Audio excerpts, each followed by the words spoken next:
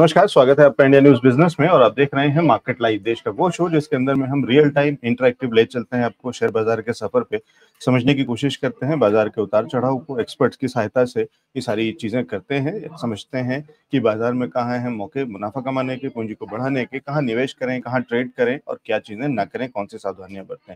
इस सफर में आज खास मेहमान जो हमारे साथ में जुड़ने जा रहे हैं उनसे मिलवाते हैं सबसे पहले आपको। और आज हमारे साथ में जुड़ रहे हैं आलोक दहिया जी। आलोक जी, स्वागत है शो पे। नमस्कार सर। नमस्कार लवजीत जी और नमस्कार सारे दर्शकों को भी जी। और साथ ही साथ हमारे साथ में है निखिल भट्ट जी। निखिल जी, स्वागत है शो पे। नमस्कार सर। Thank you sir. और दिवम शर्मा जी हमारे साथ में जुड़ रहे हैं। दिवम जी, स्वागत है शो पे। नमस्कार सर, कैसे हैं? मैं अच्छा हूं सर, और बाजार बहुत अच्छा है। सामने आपके स्क्रीन पे है। लगातार पार्टी चालू है, रिकॉर्ड लेवल्स बन रहे हैं और ब्रेक हो रहे हैं। हर दिन नए रिकॉर्ड्स, हर दिन नई ऊंचाइयां छू रहे हैं हम बाजार के अंदर में। उसके लिए सभी एनालिस्ट को, सभी एक्सपर्ट्स को, सभी दर्शकों को, सारे निवेशकों को बधाई। और एक बार फिर बहुत स्वागत है सभी दर्शकों का जो हमारे साथ में जुड़ गए हैं, नए और पुराने बहुत सारे दर्शक। और उनको बता दें कि क्या फॉर्मेट है। हम रोज सुबह ये शो को करते हैं। माफी चाहता हूँ, आज थोड़ा सा देर से शुरू कर पाए हैं। ये कुछ एक शुरुआती इश्यूज हैं जिनको हम धीरे धीरे करके रिजॉल्व करने की कोशिश कर रहे हैं। बहुत सारे दर्शक जुड़ गए हैं। Kitty Malhotra ji good morning, Sai Praveen जी गुड मॉर्निंग। और ये पुराने दर्शक हैं, जो नए दर्शक हैं उनको भी बता दें कि हम शुरुआत में बाजार पे ओवरव्यू लेंगे एक्सपर्ट्स का, उसके बाद अगले सेगमेंट में हम उनके स्टॉक्स लेंगे, उनके पिक्स लेंगे, और तीसरे सेगमेंट में हम आपके सवालों के जवाब लेंगे। तो रियल टाइम लाइव आपके सवालों के जवाब, शेयर बाजार से जुड़े हुए जो भी सवाल हो आपके, आप पूछ सकते हैं, हम वो भी लेंगे। फिलहाल शुरू करते हैं बाजार के ओवरव्यूज। चलिए आगे चल रहे हैं और निखिल जी से एक बार समझने की कोशिश करते हैं। निखिल सर, बाजार को कैसे देख रहे हैं और इन ऊंचाइयों पे किस तरीके से सलाह दे रहे हैं आप अपने सब्सक्राइबर्स को, अपने निवेशकों को, या आपके जो क्लाइंट्स हैं, या ओवरऑल बाजार की अगर मैं बात करूं, जो लोग आम लोग जुड़े हुए हैं बाजार से, रिटेलर्स के लिए क्या सलाह और ट्रेडर्स के लिए क्या सलाह? लजित जी, बाजार की जो अभी सिचुएशन है वो एक ओवरबूट सिचुएशन है। काफी दिनों से बाजार वन साइडेड एक बुलिश ट्रेंड की तरफ जा रहा है और इसका परिणाम स्वरूप है विदेशी पोर्टफोलियो का जो फंडिंग आ रहा है वो विदेशी पोर्टफोलियो फंडिंग के हिसाब से परिणाम स्वरूप ये नई नीति ऊंचाइयां बना रहा है। अभी कॉर्पोरेट परिणाम भी आ रहे हैं। कॉर्पोरेट नतीजों के हिसाब से टीसीएस और एचसीएल टेक्नो के जो मामूली गिरावट के साथ परिणाम आए हैं, उस हिसाब से देखा जाए तो बाजार में इस लेवल पर सावधानी बरतनी अति जरूरी है।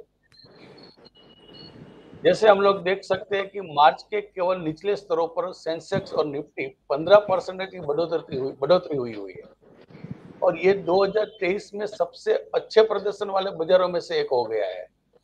जब जैसे हम लोग पॉजिटिव बात कर रहे हैं कि सबसे अच्छे प्रदर्शन वाले, मतलब वहां पर निवेशकों को एक सावधानी बरतनी अति जरूरी है। हालांकि एक चीज है कि दुनिया के प्रमुख बाजारों जो है उसमें से सिर्फ केवल 8% का ही रिटर्न भारत के बाजारों ने दिया है, लेकिन भारतीय सिचुएशन जिस हिसाब से है, मौसम है, अभी संसद का एक सत्र भी शुरू होने वाला है, उसमें भी काफी बहुत मतलब डिस्कशन होने वाला है। तो ये सब देखते हुए ये लेवल पे जब तक 19,930 का लेवल निफ्टी फ्यूचर क्रॉस नहीं करता है, तब तक यहाँ से प्रॉफिट बुकिंग का एक माहौल बन सकता है। खासकर मैं निवेशकों को ये बताना चाहता हूँ कि अभी स्मॉल कैप, मिड कैप और जो साइड मार्केट में जो जबरदस्त तेजी दिखाई दे रही है, उसका रिजल्ट क्या है? उसका रिजल्ट है एक ओवरबॉट पोजीशन बन रही है।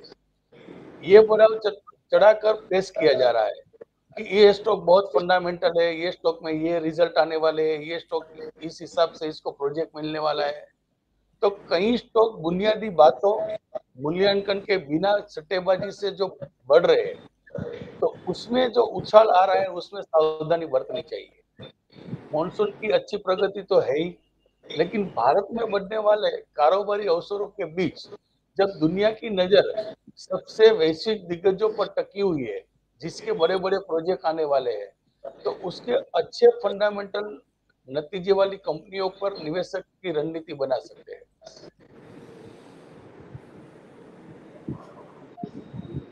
जी, इस स्पेसिफिकली मैं क्या करना चाहिए अगर मैं इन्वेस्टर हूं तो इस समय क्या थोड़ा थोड़ा ऐड करूं डिप्स में या थोड़ा थोड़ा प्रॉफिट बुक करूं? नहीं नहीं लो जी, आप अगर इन्वेस्टर है तो आपको यहाँ पर एक वेट एंड वॉच की स्थिति बनानी चाहिए, और जो भी आपका स्टॉक है उसमें जितना भी पोर्टफोलियो प्रॉफिट हो रहा है उसमें से 40% प्रॉफिट आप निकाल सकते हैं।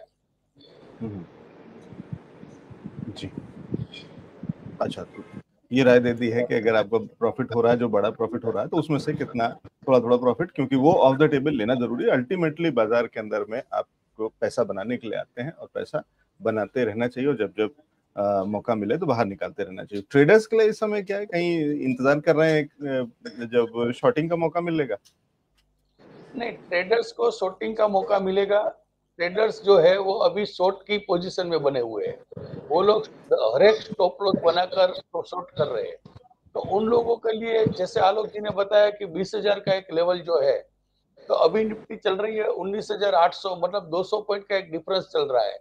तो ये 200 पॉइंट का स्टॉप लॉस लगाकर ट्रेडर्स जो शॉर्ट कर रहे हैं उसके लिए ये संभावना बनती है कि 19,600 19,500 तक का एक बार लेवल दिखा दे। निफ्टी फ्यूचर की बात चल रही है। जी, ठीक है, ये बढ़िया स्ट्रेटेजी निखिल जी की तरफ से हैं, निखिल जी के पास में। और निखिल सर, उम्मीद करता हूं कि आपकी लिस्ट या आपका पर्चा जो है आउट नहीं हो गया होगा और कुछ एक स्टॉक्स बचे होंगे जो अभी भी बाकी एनालिस्ट ने नहीं दिए होंगे। नहीं नहीं, बहुत बढ़िया। ये दोनों भाई लोगों ने, दोनों एनालिस्ट ने मेरे साथ ही, मतलब फार्मा स्टॉक के साथ ही काम कर रहे हैं। मुझे बहुत मतलब अच्छा लग रहा है कि दोनों मतलब फार्मा, हम तीनों मतलब तीनों फार्मा सेक्टर के साथ जुड़े हैं। आज मैं बात कर रहा हूँ ल्यूपिन लिमिटेड की। जो ल्यूपिन लिमिटेड है, अच्छा एक दूसरी बात है कि जो भी ट्रेडर है उसके लिए मैं एक एडवाइस देना चाहता हूँ कि एक साथ कोई भी स्टॉक में आप एक साथ इन्वेस्ट मत करिए। जैसे मान लीजिए कि उसका एक कोई पण स्टॉक है, कोई भी स्टॉक है, उसका एक रेंज होता है, और रेंज बाउंड मूवमेंट के अंदर आप 2 या 3 बार उसमें ट्रेड कर सकते हैं। जैसे मान लीजिए आज है ल्यूपिन, तो ल्यूपिन का अभी भाव चल रहा है 935, 937, 935 के आसपास चल रहा है। तो आप अभी 935 पे अगर बाइंग करना चाहते हैं तो आप अपनी क्वांटिटी का 30% या 40% क्वांटिटी ले सकते हैं। दूसरा जो प्राइस है वो 909 है, मतलब 910 और 909 के आसपास। तो ये दो भाव से आप इसमें बाइंग कर सकते हैं।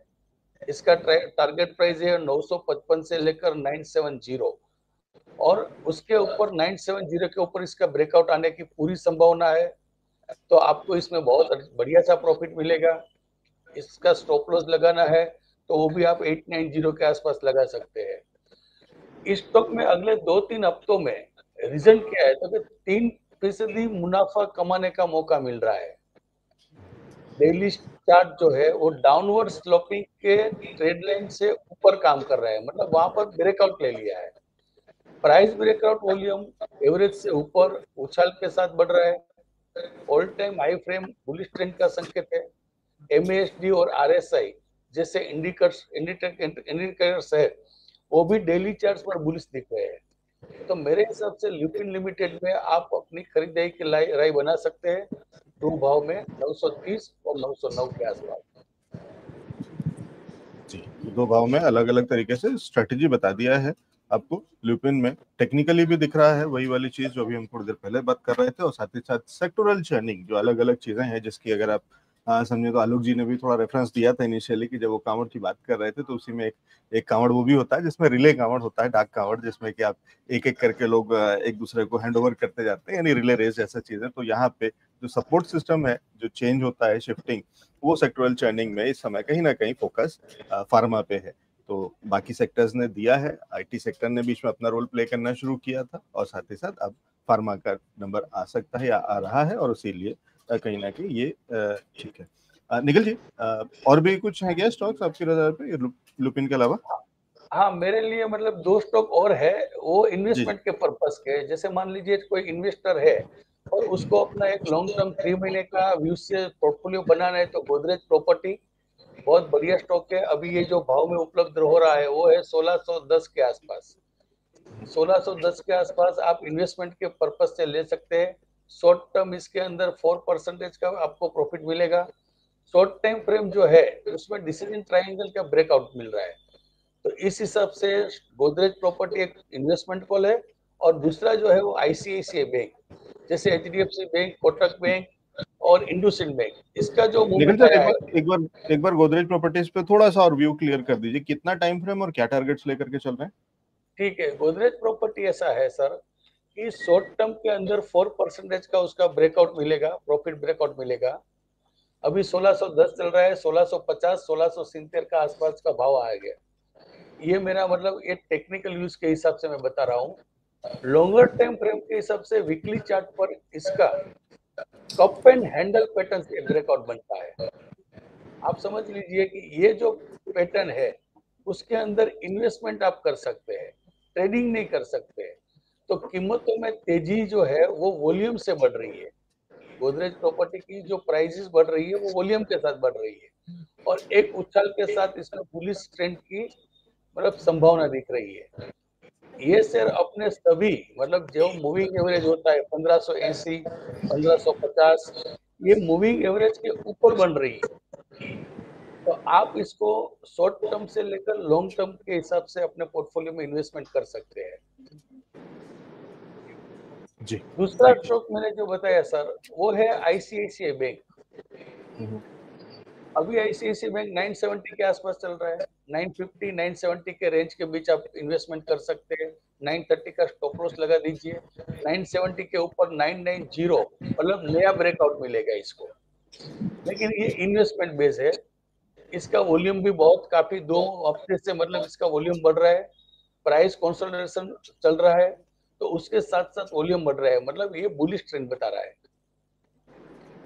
तो आईसीआईसीआई बैंक और गोदरेज प्रॉपर्टी, ये दोनों स्टॉक जो है वो आप इन्वेस्टमेंट के बेस पे 2-4 महीने के लिए होल्ड कर सकते हैं। ठीक है, तो ये आईसीआईसीआई बैंक, तो जब हम बात करते हैं, अगर आपने शुरुआत में सुना हो, ओवरऑल व्यू की बात कर रहे थे, तो हम ये बात कर रहे थे कि डिप्स पे बाइंग की अपॉर्चुनिटी। तो डिप्स पे बाइंग की जब अपॉर्चुनिटी की हम बात करते हैं, तो ये उसका लाइव एग्जांपल है कि आईसीआईसीआई बैंक आज जो कमजोरी है, आज अपने डेलोज के आसपास काम कर रहा है, ये और बेहतर आपको लेवल मिल रहा है, अपॉर्चुनिटी मिल रही है कि डिस्काउंट पे एक अच्छा स्टॉक मिल रहा है। और 3 से 4 महीने का नजरिया या 2 से 3 महीने का नजरिया के हिसाब से दोनों स्टॉक्स गोदरेज प्रॉपर्टीज, यही कह रहे हैं ना निखिल जी?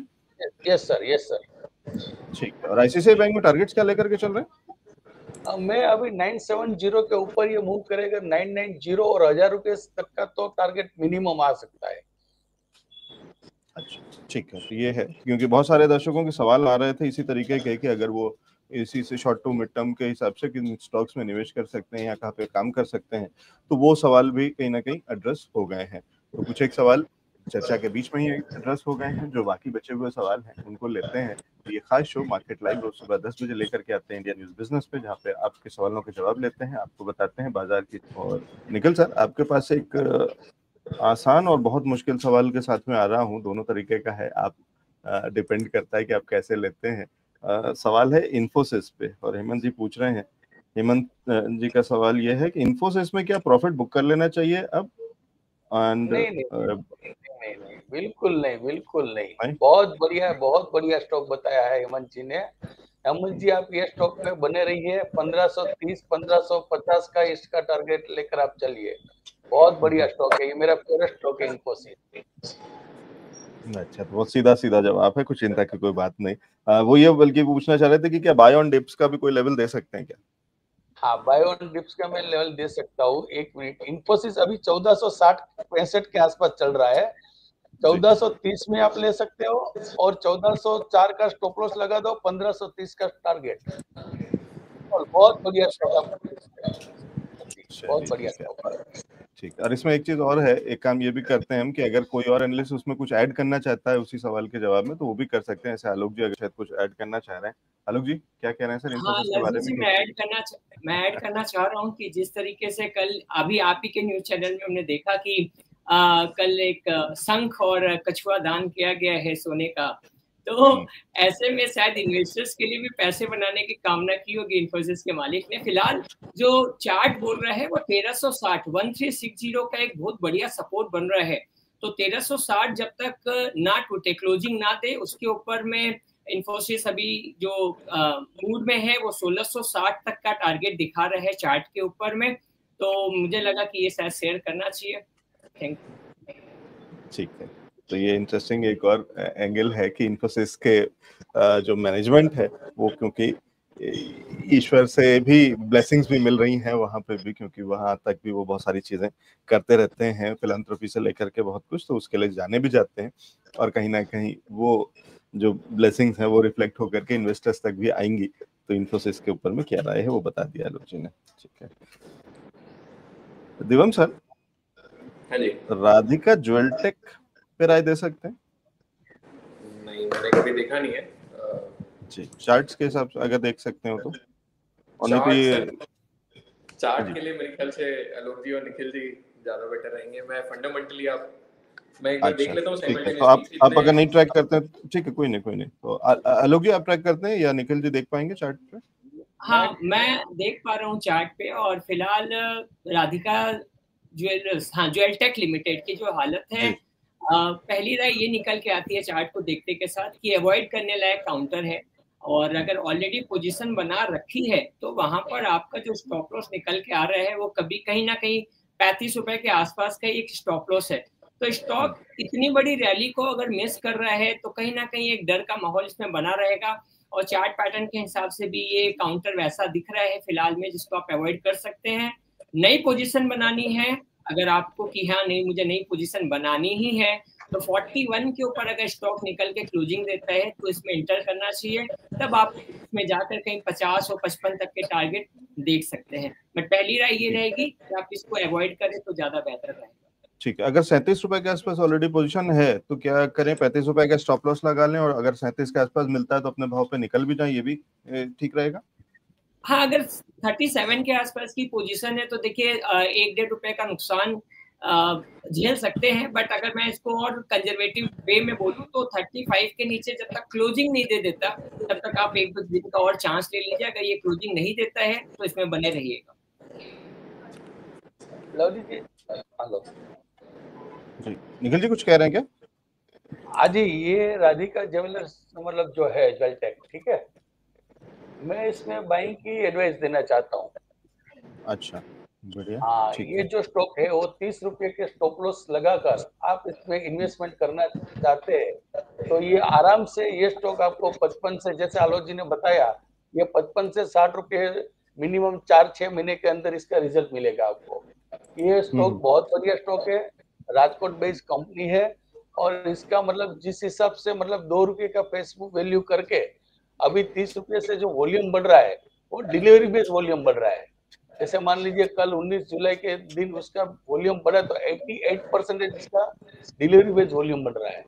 इसका रेवेन्यू जो है मार्च 23 में भी 99 करोड़ का हुआ है, और प्रॉफिट जो है वो 5.35% हुआ है। तो ये स्टॉक मेरे हिसाब से होल्ड करना चाहिए। 36 में जिस इन्वेस्टर ने लिया है उसके लिए बहुत बढ़िया स्टॉक है, आप इन्वेस्टमेंट कर सकते हैं।